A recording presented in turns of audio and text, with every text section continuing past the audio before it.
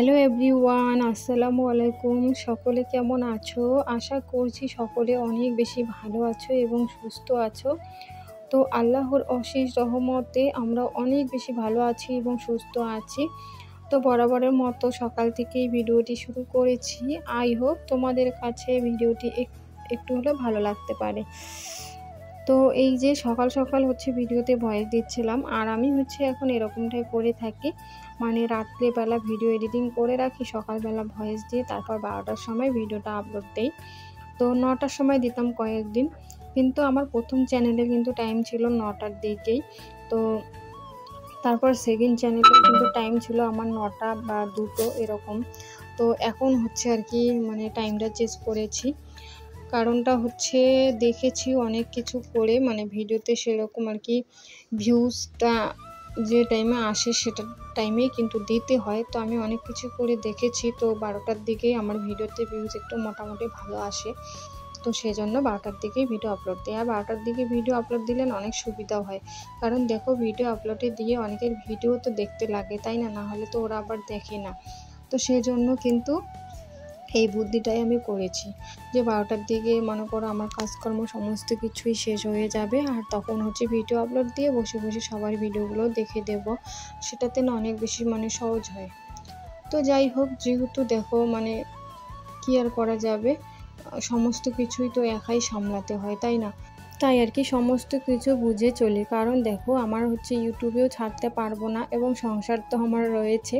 তো সংসার কিন্তু আগে আমার সংসারের সমস্ত কিছু সামলে সংসারের সুখ শান্তি বজায় রেখে তারপরে আমাকে অন্য কাজে হাত দিতে হবে বা দেখতে হবে, তাই না?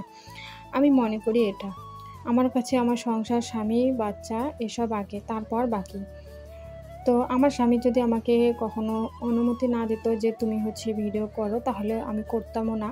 কারণ সে বলেছে তার কাছ থেকে অনুমতি পেয়েছি বলে আজকে ইউটিউবে আছি, ইউটিউবে ভিডিও করি। আর এই যে 3 নাম্বার চ্যানেলে কিন্তু সে আমাকে অনেক সহযোগিতা করেছে, কারণ আমি মানুষটা একদমই ভেঙে পড়েছি। কারণ 2 নাম্বার চ্যানেলে এত সুন্দর ভিউজ আসছিল, চ্যানেল মনিটাইজেশন হওয়ার পর যদি অফ হয়ে যায় সে অপশানটা, তাহলে বলো কতটা কষ্ট লাগবে। তো সেটাই আর কি। তো আমি সমস্ত কিছুই মেনে চলি, কিন্তু সর্বপ্রথম আমার স্বামী, বাচ্চা, সংসার এসব আমি সামলাই, তারপরেই কিন্তু বাকি। তো যদি সংসারে সুখ শান্তি না থাকে, তাহলে তুমি যতই টাকা ইনকাম করো না কেন, সংসারে কিন্তু কখনোই সুখ শান্তি থাকবে না। তো ওটাই আর কি, আমি মনে করি ঘরের বউদের আগে এই জিনিসগুলো মেনে চলতে হয়, তারপরেই বাকি অন্য কিছু।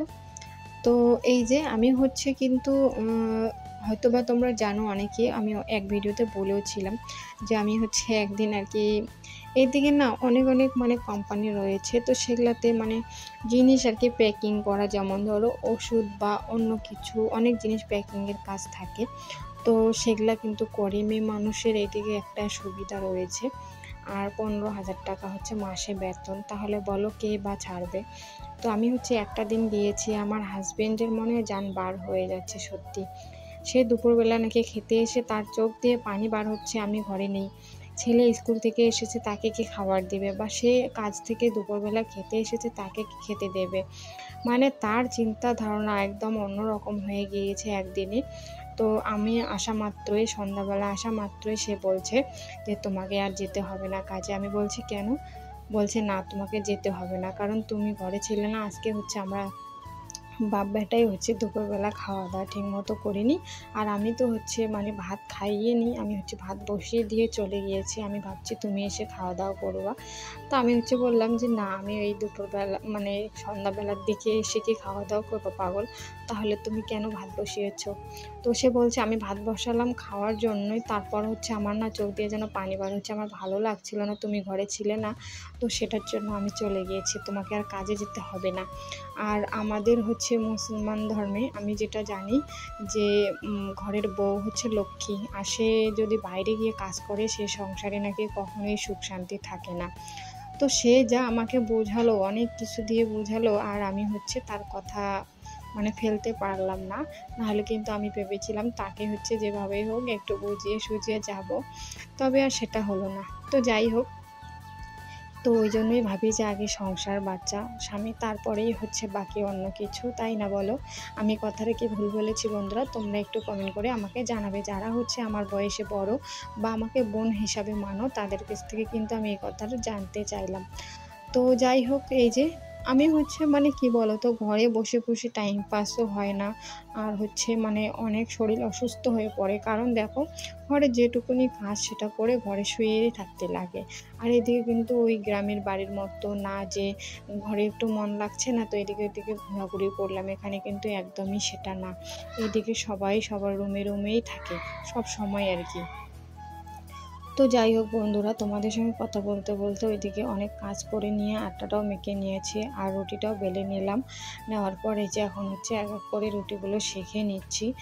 আর হচ্ছে দিনের মধ্যেই ভয়েস দিচ্ছি, তো তাই হচ্ছে বাইরে কিন্তু বাড়তি আওয়াজ আসছিল, সেটা একটু তোমরা ইগনোর করো।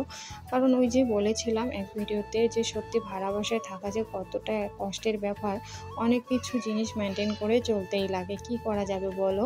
আমরা হচ্ছে চাইলেও কিন্তু তাদেরকে কিছু বলতে পারবো না।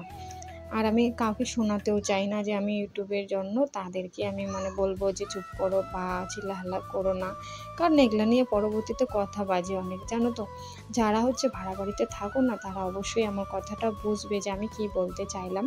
আর দেখো, ইউটিউব প্ল্যাটফর্মে সমস্ত কিছুই যে সবসময় খুলে বলতে হয় এমনটা কিন্তু না।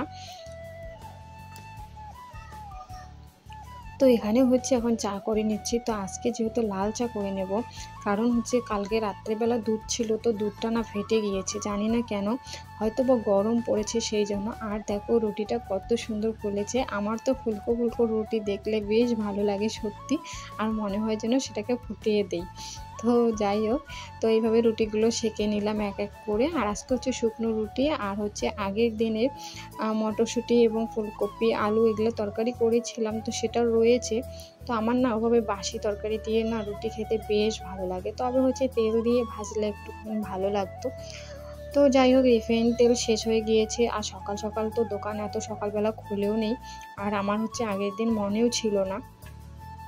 তো যাই হোক, আজকে হচ্ছে দুধটাও কিন্তু নেই সকালবেলা, তো লাল চাই করে নিলাম। তো মাঝে মধ্যে ভেবে লাল চা খেতে আবার ভালোও লাগে, কারণ আদা দিয়েছি এবং হচ্ছে গোলমরিচের গুঁড়ো দিয়েছিলাম। তো সেগুলা দিয়েই কিন্তু চা নাস্তাটা সেরে নিলাম। আর হাজবেন্ড হচ্ছে ডিউটি চলে গিয়েছে, আর ছেলে হচ্ছে স্কুলে চলে গিয়েছে, মানে এক কথায় ওরা বাপ বেটায় চলে গিয়েছে, আর হচ্ছে আমি এখন বাড়িতে একাই। তো পাশেই হচ্ছে এক বান্ধবী, মানে আমাদের কাস্টেরই ছিল, তো সে আর কি এসেছে। তো এই যে এখন হচ্ছে আমি মানে বিছানাটা ঠিকঠাক করে নিচ্ছি, আর তাকে বললাম আমাকে একটু সবজি কেটে দিতে। তো সে হচ্ছে ওইদিকে করছিল, তো তারই সঙ্গে একটুখানি কথা বলছিলাম, আর হচ্ছে আমি এদিকে বিছানাটাও করে নিচ্ছিলাম। আগে হচ্ছে কেউ আসলে না ভিডিও করতে লজ্জা পেতাম, মানে ইচ্ছে করতো না, কিন্তু এখন আর সেটাও করি না। এখন ভাবি যে যেহেতু ইউটিউবে নেমেছি, তাহলে অত লজ্জা শরম করে তো লাভ নেই। তো এই যে এখন হচ্ছে আমি মানে সুন্দর করে টান টান করে বিছানাটাও করে নিলাম, বেড কভারটা আর কি চেঞ্জ করে নিলাম।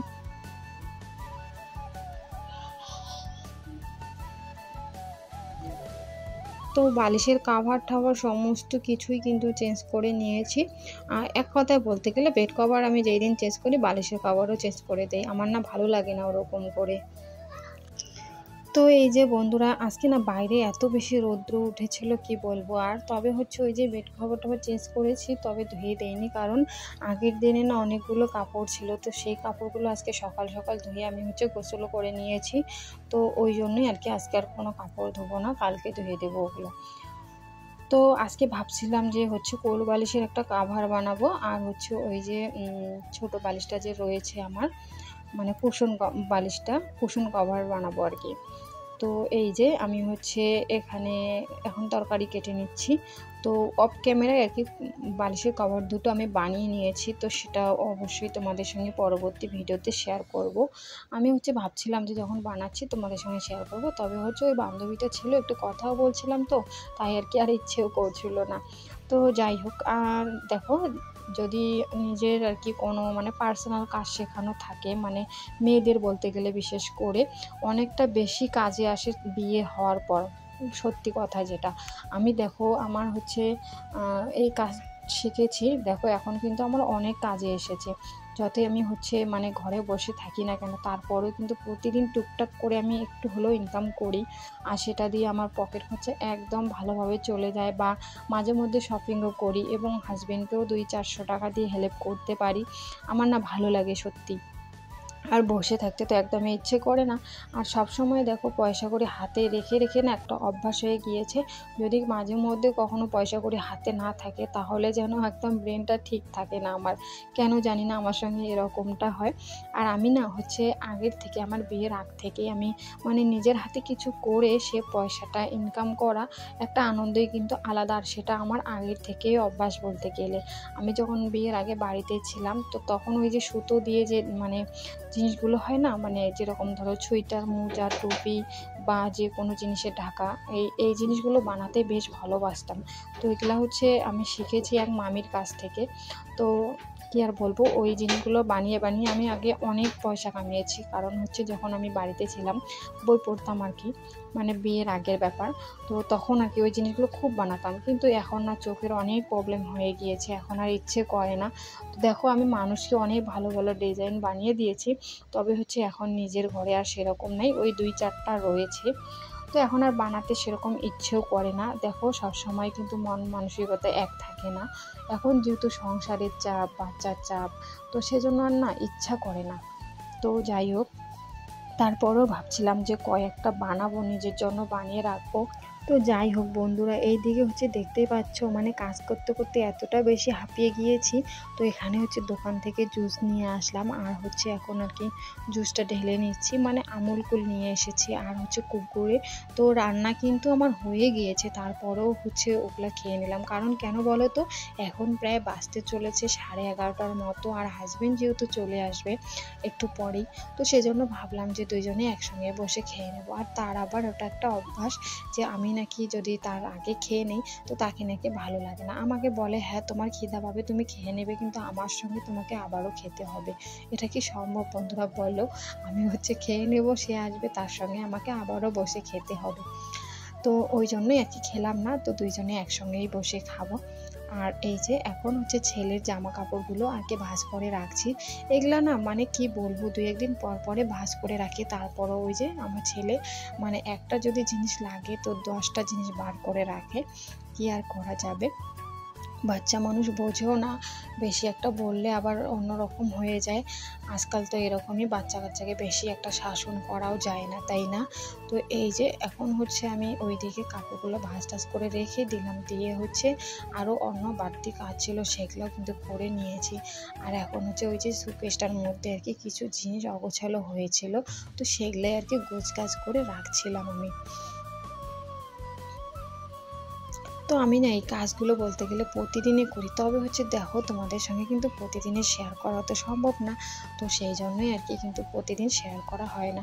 আর আমার এত বেশি মাথা ব্যথা করছিল কি বলবো, তো চশমাটা লাগিয়ে নিয়েছি। তো এখন তো ওরকমই মাথা ব্যথা করলে একটু চশমা লাগালেই কিন্তু ব্যথাটা কমে। আর সবসময় কিন্তু ওষুধ খাওয়াটাও সম্ভব না। আগে প্রতিদিন মাথা ব্যথার ট্যাবলেট খাতাম, তো এখন আর খাই না, কারণ অনেক বেশি অসুবিধা হয়ে যায় সত্যি কথা। তো এই যে এখন টেবিলটাও ঝাড়াঝুড়ি করে নিয়েছি। আর ওই যে আমার লাল রেকটা দেখতে পাচ্ছ, ওটার মধ্যে যতগুলো কাপড় ছিল সবগুলো বার করে আবার ঝাড়াঝুড়ি করে সুন্দর করে গুছিয়ে রাখলাম। তো দেখো, একটা কথা কি বলে, ভাড়া বাসা হোক আর নিজের বাসা হোক, যদি সুন্দরভাবে গুছিয়ে রাখা যায় তাহলে কিন্তু সবসময় ভালো লাগে সত্যি কথা যেটা। তো এই যে আমি এখন সমস্ত কাজ সেরে নিয়ে খাওয়া দাওয়া সেরে নিয়েছি। নেওয়ার পর আর কি এখন নেলপালিশ পরছিলাম একটুখানি। তো এই নেলপালিশটা নিয়েছি ঈদের সময়, তো তাই ভাবছি এটা যতদিন আছে ততদিন লাগাবো, তারপর তো আর লাগাবো না। কারণ আমার আবার অন্য কালারের নেলপালিশ ভালো লাগে না, এই সিলভার কালারের নেলপালিশটা আমি খুব পছন্দ করি। তো যাই হোক, সবাই ভালো থেকো, আল্লাহ হাফেজ।